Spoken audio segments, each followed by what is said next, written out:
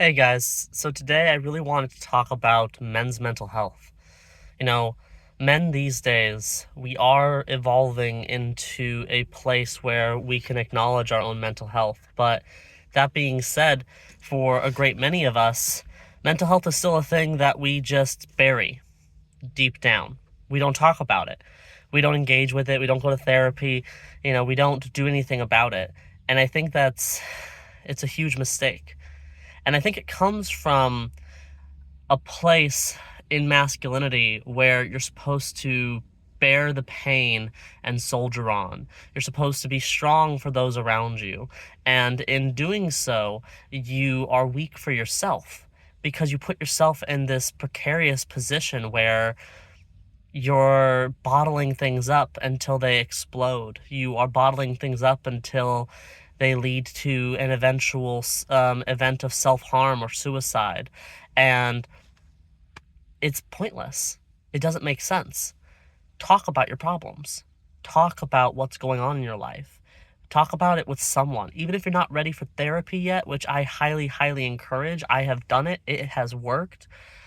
You have to talk about your problems. The way I look at it is an idea is like a bullet inside your brain, bouncing around, ricocheting, doing all this damage internally. But if you don't open a door for that bullet to escape, it might harm someone on its way out, but if you don't open that door, it's only going to continue to do self-harm as well. And that is why it is so vitally important that you talk about your problems, that you open up, that you're vulnerable. Be willing to get hurt. Otherwise, you will never find the answers you're seeking. You have to be willing to go deeper into the pain and actually confront it, not just bury it. And I think for a lot of men, the way we were raised, I know I was raised very, very fortunately around a man that was willing to cry. My grandfather was willing to cry around me, and I think that set me up for a future of being open with my emotions. But for many men, they didn't have that example.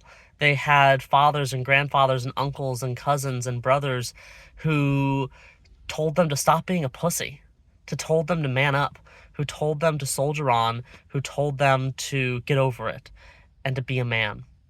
And I'm going to tell you right now, there are so many definitions of what it means to be a man. And I think it takes courage and it takes honor to be willing to stand up and say, I'm not okay. To be willing to stand up and say that I need help. And so I just want to advocate for all of you men watching today. Please, just go seek help.